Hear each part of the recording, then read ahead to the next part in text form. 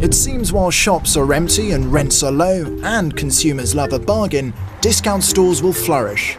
Here in the Cotswolds town of Stroud, the closure of their Woolworths store made way for this 99p store.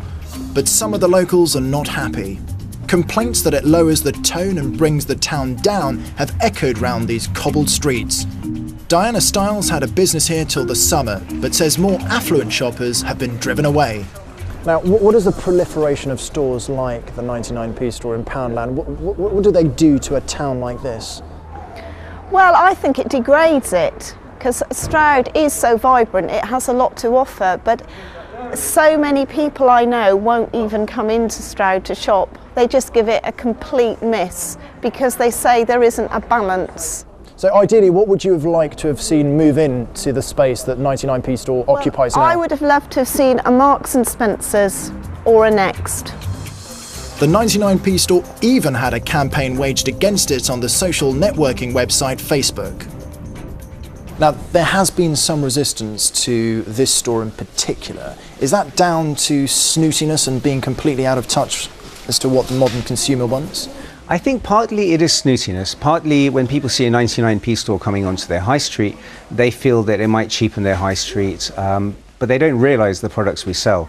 And I often find the customers who are most resistant, once they come into our stores and see the products we have, they often change their minds and become regular customers of ours. Despite the initial resistance this store got, you're doing very well. That's right. I think the Facebook campaign here had 1,200 people against us, but we had over 2,000 customers come in on the first day. So that just shows that people are voting with their feet. And yes, there is a need for our type of stores, because there are many customers out there who need stores like us just to survive from day to day. What is the customer profile of a store like this? We're seeing a lot more of the middle class coming to our stores, partly because I think the middle class has probably been hit hardest by the credit crunch. And despite resistance, some of the wealthiest locals have turned bargain hunters. Meet Bond, Ina Bond. She may own a home in London, the Cotswolds and Antigua, and drive an Aston Martin, but she says, like everyone else, she needs to pull her belt in. Well, I've never really had a very extravagant life, because by the time we've finished paying our various mortgages and the children's school fees, but I am quite good at looking like I have an extravagant life. We don't go out nearly as much in fact, we don't go out for dinner and lunches hardly ever anymore. Retail analysts report a growth in toffs and the upper middle classes shopping in bargain stores.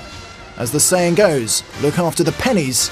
And I think we're much more economical regarding fuel, and the same with pound shops. Why buy tea towels from Harrods when you can buy 3 tea towels for £1, £1.50 at one of the discount shops? It doesn't make any sense. If I have a dinner party, it could be anywhere from, well, the 6 of us to start off with children at home. So we have 10, sometimes 12 around the dining table. But, look at tinned salmon. Well, you can do all sorts of things with tinned salmon. Salmon souffle. Does that look cheap and cheerful? No.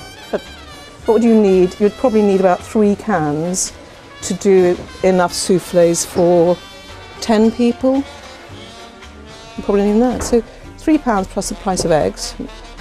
What do you got? You've got a pudding that's, a starter, which is absolutely as good as it gets, really, isn't it? With a twist of lemon and a bit of parsley. Even talking to friends these days, it is quite amazing how many people who you think would never go near some of these cheaper shops. You walk in, and who's there? The lady with the biggest house in the county. My husband's absolutely delighted that I am so economical, because it gives him more money in his pocket.